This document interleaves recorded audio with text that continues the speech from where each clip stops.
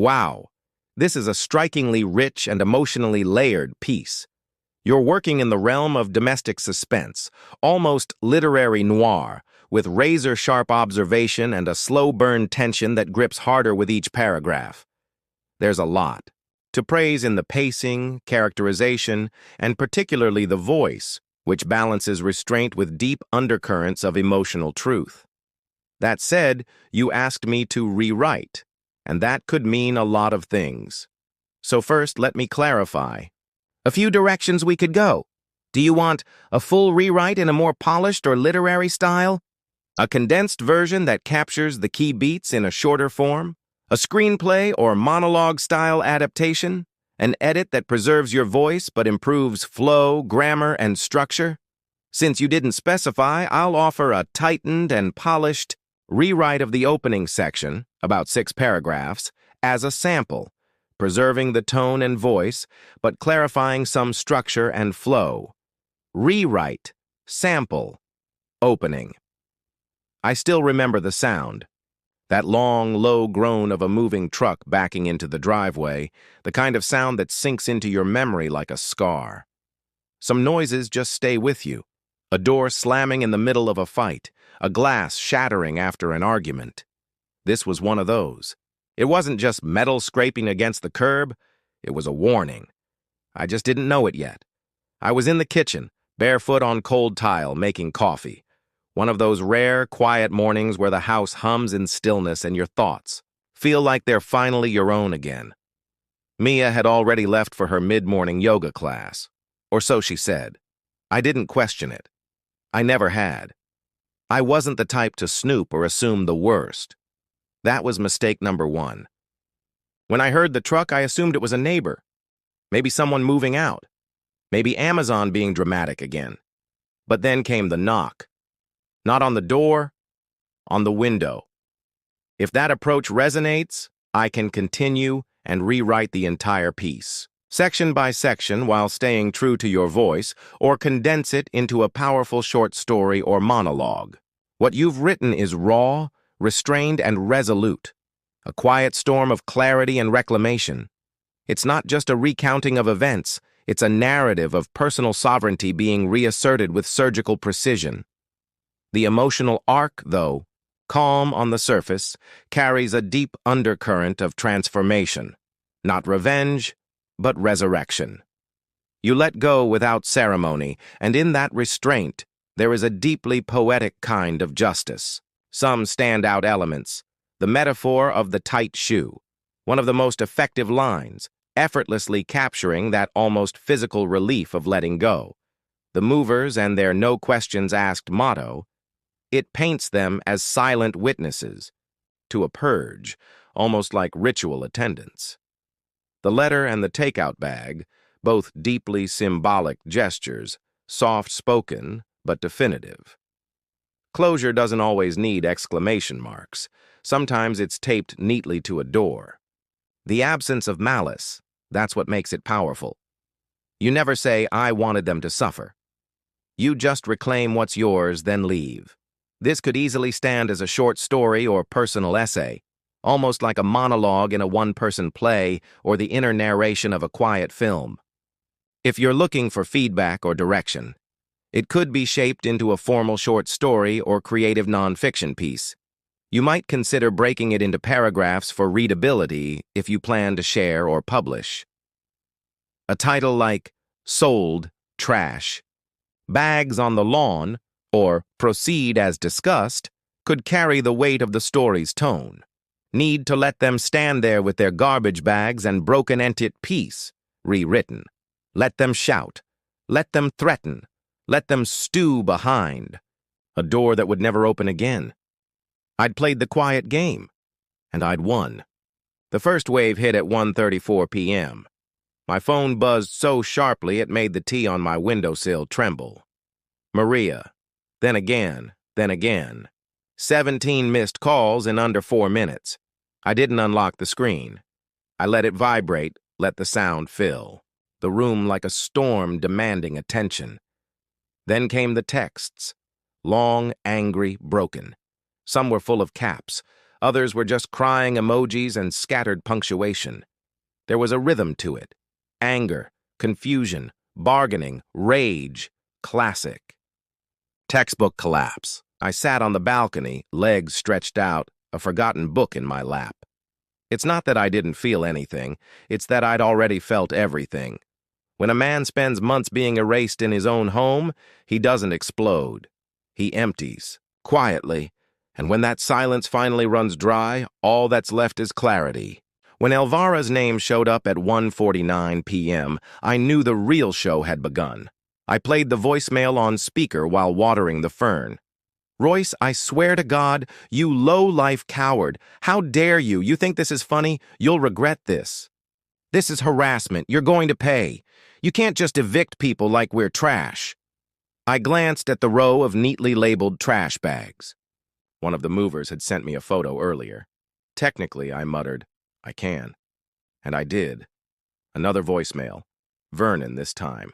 Whiskey and outrage in his voice. "We'll sue you, hear me? This is theft. You've lost your damn mind. I'll get a lawyer, Royce, and when I do, you'll be sleeping on a lawn." Cute. Like lawyers were combo meals, one call away. Mix, ever the digital warrior, took to Twitter. "Bro wild out, kicked us out like we squatters." "Roy's the reckless."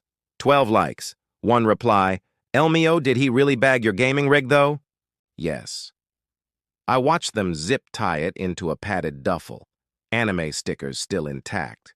I didn't want to destroy anyone, just cleanse my life of mold. By sunset, Maria's tone had shifted.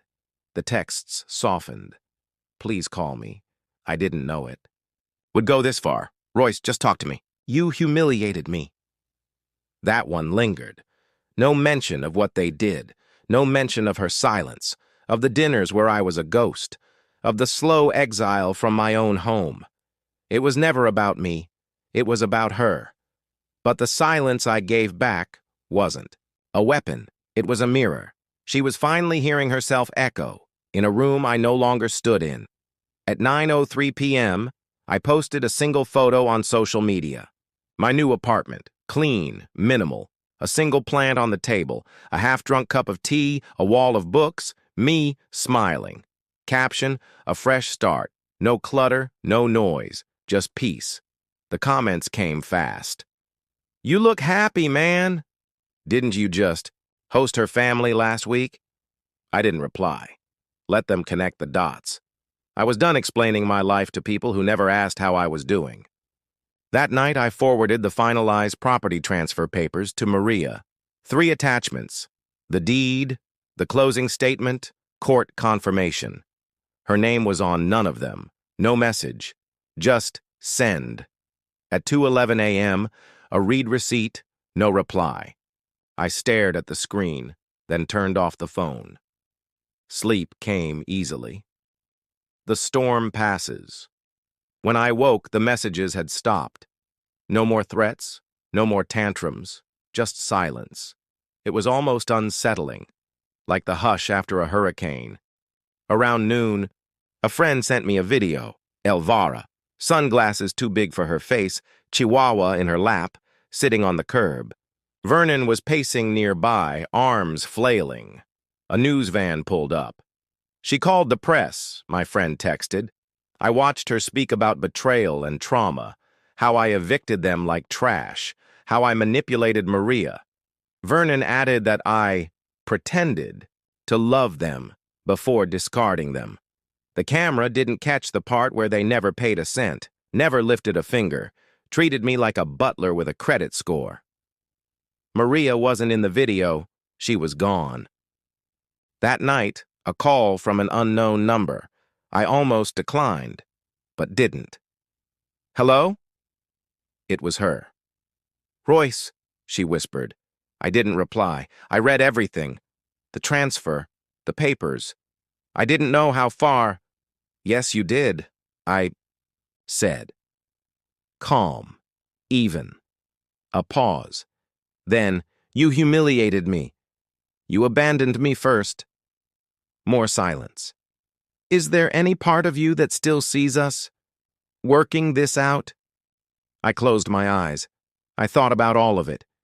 The family group chat I wasn't in, the room that once held my books, now full of yoga mats, the silence she offered while they disrespected me. No, I said gently. She sniffled. I'm sorry. I know, I replied. But sorry isn't always enough. Then I hung up. No anger, no tears, just a click. The explosion was over. I stood on the other side, alive, untouched, and free. Closure comes softly. It was a Wednesday afternoon when she showed up at my office. Reception buzzed. Royce, you have a visitor. Says it's personal. I already knew. Maria walked in, smaller somehow. Not physically, just diminished. Gone was the silk scarf, the sharp eyeliner. She wore a gray sweater, jeans, hair in a ponytail, no jewelry. She looked like someone no longer trying to impress the world. She sat down slowly. Hi, she said. I nodded. You humiliated me, she whispered again. And for the third time, I didn't apologize. She pulled out a folder, bank statements, screenshots, transfers, all tied to my accounts, 6 months' worth. I nodded. I already have these. Then a second folder, a printout of the group, chat, new entries, Elva laughing about a chandelier, Vernon wanting to lease my garage, and Maria just before the sale. I'll keep him calm. He's too passive to do anything. I read that line twice. I didn't mean it the way it sounds, she said. I raised an eyebrow. Then how did you mean it? That you were kind. That you wouldn't react like this. Like a man with self-respect? She flinched, but didn't deny it. I didn't know it was that bad, she whispered. You didn't want to know. She looked away. I thought it would pass.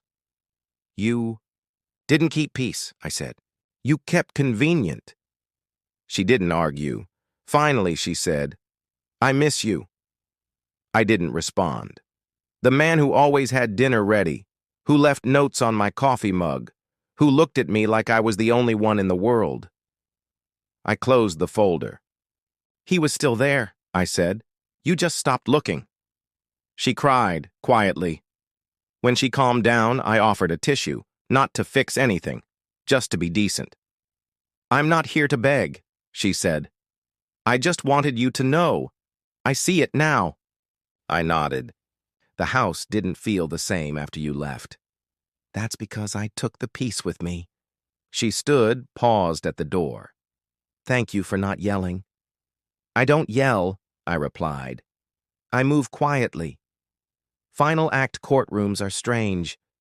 Not silent, restrained, like everyone's holding their breath. We kept it clean, no lawyers, no demands, just a quiet agreement to end something already broken. Maria looked composed, polished, the woman I once knew. Then Elvira walked in, lipstick loud, leopard print scarf like armor. Vernon followed. Mix, thankfully, was absent. Of course they came. Of course they couldn't let her end this without drama. The judge began. Routine. Then Elvira stood.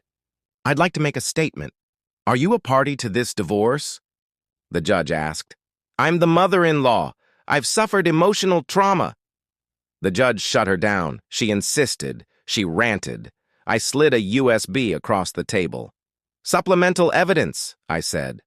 The courtroom watched a video of Elvira in my kitchen, wine glass in hand. He's basically a walking wallet with no spine. The laughter, the manipulation, the plan. The video ended. Silence. The judge. Miss Castillo, if you speak again, I will hold you in contempt. She sat down. We signed. No contest, no alimony, no property, just closure. Maria took off her ring, left it on the table. Outside, the air was clear. A month later, I got an email from Ms. Chun. She thanked me again for the smooth sale. We're having a small housewarming, no pressure, just thought you might want to see how it's healing. Not renovating, not changing, healing. That word stayed with me. Peace, I realized, isn't always loud. Sometimes it's quiet. Sometimes it looks like walking away. Sometimes it looks like coming back, only to see that you've already outgrown the room. And sometimes it's knowing you don't need to reply, because you already answered by leaving. Whispers often echo louder than anger ever could. That Friday evening, I drove out to the house. It looked different even before I reached the curb. The front yard, once cluttered with garden ornaments, Elvira swore balanced the energy, was now clean, minimal. The porch lights glowed amber, casting a warmth the place never used to have. A single tall potted plant stood by the door, replacing the chaos of mismatched shoes and frayed doormats that used to live there. Ms. Chun greeted me at the entrance, wearing a navy dress and soft slippers, a glass of white wine in her hand, like it belonged there. The moment I stepped inside, I knew. I had made the right choice, letting it go. The walls had been repainted a soft almond, replacing the cold gray Maria once insisted on. The furniture was modest, elegant, but more than anything, the tension, heavy, unspoken, was gone. Completely gone. This wasn't a house under siege anymore. It was a home. "I hope you don't mind," Ms. Chun said, handing me a glass of sparkling water. I took down that huge mirror in the hallway. It always felt like it was watching me. I chuckled. Elvira insisted on it, said it was for energy redirection. She raised an eyebrow. "That explains the tangle of crystals." I found behind it. The gathering was quiet. Maybe a dozen people, neighbors, co-workers. No one knew me, and that was perfectly fine. I didn't come to be seen. I came to let go. At some point, she asked if I wanted to walk through the house. I hesitated, then nodded. The upstairs hallway was brighter than I remembered. The guest room, Mix's old cave, was now a reading nook with a small bookshelf, a cozy chair, and a window seat lined with cushions. The master bedroom had been stripped and redone. Sunlight flooded in, curtains drawn wide like the house had finally learned how to breathe again. But the real shift was in the kitchen. Gone were the towers of herbal tea, the giant spice rack, the pastel quote boards Elvira plastered everywhere. In their place, clean counters, fresh herbs in jars, a single vase of white daisies. I stood at the doorway watching people laugh and pour drinks, unaware that this space had once held so much quiet betrayal. Ms. Chun joined me. "You okay?" I nodded. "Yeah. Just remembering how different it felt." She glanced around. "Funny, my first week here, I kept waking, up in the middle of the night. Like the walls were holding something, unsettled." I didn't reply. "But after a while," she continued, "it started to feel lighter, like the house just needed to be cleared." I took a slow breath. That house carried a lot of weight. People filled it with noise, but no warmth. She nodded. "Noise without warmth. That's the perfect way to say it." I let my hand graze the counter one last time. "Thanks for inviting me," she smiled. "Thank you for letting it go." At the door, I paused and turned around. The space I had once returned to every night now held different laughter, gentler music, a softer energy. It wasn't mine anymore, and thank God for that. I walked to my car and didn't look back. On the drive home, I didn't feel regret, just relief.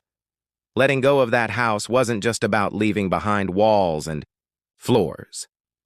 It was about releasing the version of myself who stayed too long, the man who tolerated too much just to keep things civil. That house had been my stage, a place where I performed a version of myself I barely recognized by the end. Quiet, passive, agreeable, until I wasn't. I remember telling Maria once, early in our marriage, a home should feel like a person. Familiar. Safe. She laughed. Well, let's not make it too familiar. That's how things get boring. That should have been a clue. Now I live in a smaller place, 2 bedrooms, wood floors, walls I painted myself, a balcony with a single chair, no clutter, no crowd, just space. Space where the silence isn't punishment, it's peace. Sometimes I'm tempted to check Maria's social media to see where she ended up, but I never do. That chapter isn't mine to reread anymore. Let her write her story.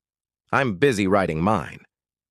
A week after the housewarming, Ms. Chun sent a photo of the hallway. Just one sentence with it. Finally feels like home. And for some reason, that made me smile more than anything else had in months. The house didn't need me anymore, and I didn't need it. We had both been occupied by the wrong people. Now we were both free. There's a kind of quiet that comes after everything's been said.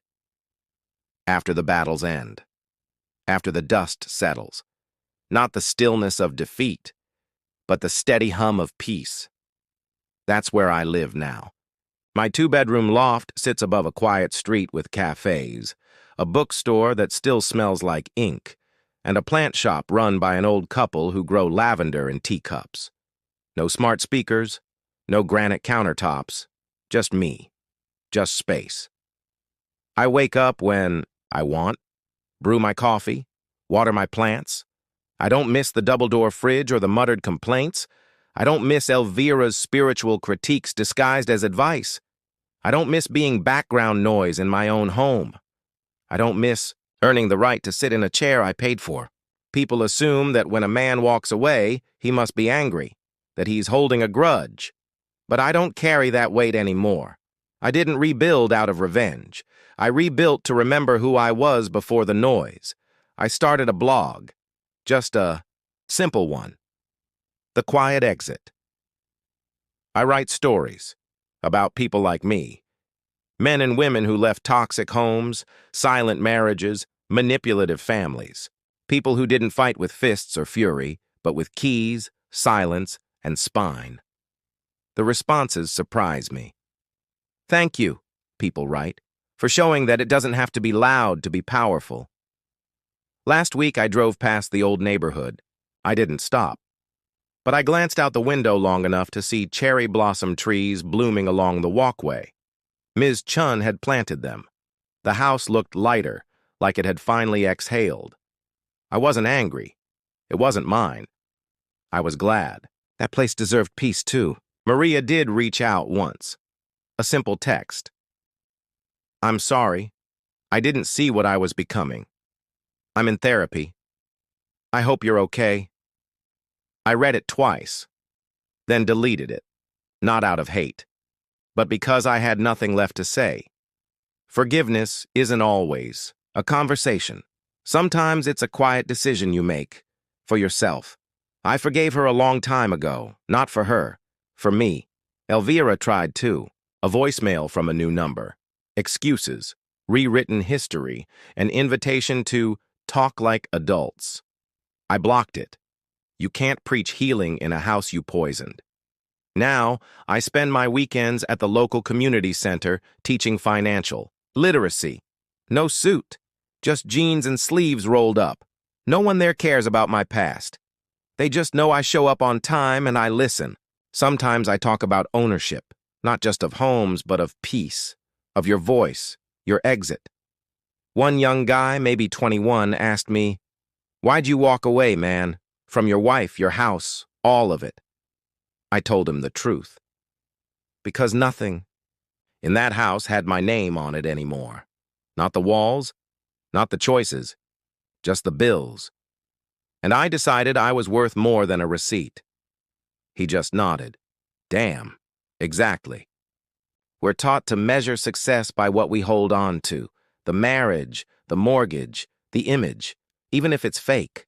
But real success? It's knowing when to walk away, quietly, with your dignity intact. Freedom isn't loud. It doesn't ask for applause. Freedom is the sound of a door locking behind you, for the last time. It's the hum of your breath in a space that finally feels like yours. It's sipping tea in a chair no one ever called tacky. It's peace. And peace, I've learned, is real estate worth protecting at all costs. As I write this, I'm sitting by the window. Jazz plays low in the background. There's a breeze. Peppermint tea on the sill. Nothing spectacular, no fireworks, no triumph. Just life. My life. And it's enough. So to anyone still holding on to something that stopped being yours a long time ago, a house, a title, a person, let me say this. You don't owe them your silence, but if you choose silence, let it be purposeful. Let it rebuild you. Not to punish them, but to protect you. Because sometimes the best revenge isn't revenge at all. It's peace, with your name on the deed.